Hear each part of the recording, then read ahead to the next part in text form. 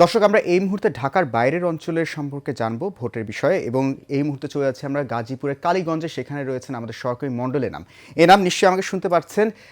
ভোটের তো এখন পর্যন্ত 5 ঘন্টা পেরিয়ে গেছে, তো এই এখন পর্যন্ত ভোটের পরিবেশ কেমন দেখছেন, আর ভোটার উপস্থিতিও বা কেমন দেখছেন এখন?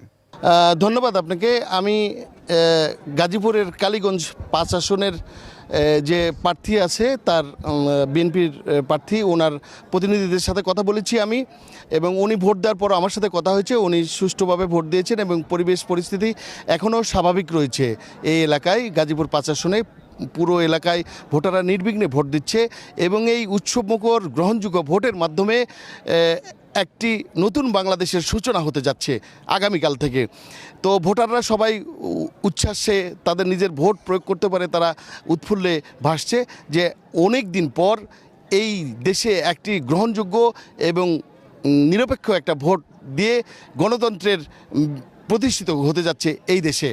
তো মুখর, আমি আরেকটি বিষয় জানিয়ে রাখি, আমি এই যে চুপাইয়ের যে এই স্কুল মাঠে আছি, হাই স্কুল মাঠে আছি, এই হাই স্কুল মাঠে সকাল 10টার দিকে একটা বিচ্ছিন্ন একটা ঘটনা ঘটেছে। যে ব্যালটে সিল দেওয়ার যে সিল থাকে, এই সিল দুটো হারিয়ে গিয়েছিল। এটা জামাতের কর্মী যারা ছিল, এখানে যারা এজেন্ট ছিল, তারা হয়তো বা একটা কারচুপি করেছে, বা তারা নিজে নিয়ে তারা অন্যভাবে গিয়ে নিজেদের ভোট ব্যালট পেপারে দেওয়ার জন্য এই কাজটি করতে পারে, এই ধারণা করা যাচ্ছে। এখানকার স্থানীয় যে লোকাল যারা লোকজন আছে, পলিটিশিয়ানরা, তাদের সাথে আমি কথা বলে এটা জানতে পেরেছি।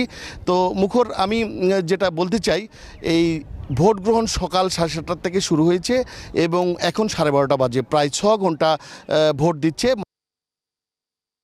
4:30 পর অপেক্ষা করতে হবে জয় পরাজয়ের হিসাব। মানুষ এখানে উৎসবমুখরভাবে ভোট দিচ্ছে নির্বিঘ্নে।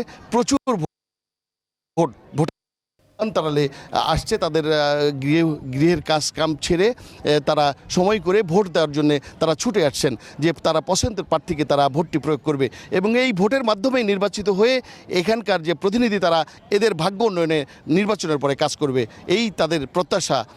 এবং তাদের সার্বিক সামাজিক এবং পারিবারিক নিরাপত্তাটা তারা চায়, এবং সরকারিভাবে যে সাধারণ নাগরিকের যে চাহিদা আছে, যে প্রাপ্তিটা আছে, এটা যেন তারা পূরণ করতে পারে, এটাই সাধারণ ভোটারদের প্রত্যাশা। আমি এই গাজীপুর যে কালীগঞ্জ থেকে এই আমার সর্বশেষ খবর। আমি আপনাদেরকে পরবর্তী নিউজে আমি আপডেট জানাতে পারবো। এই ছিল আমার কাছে সর্বশেষ মুখর।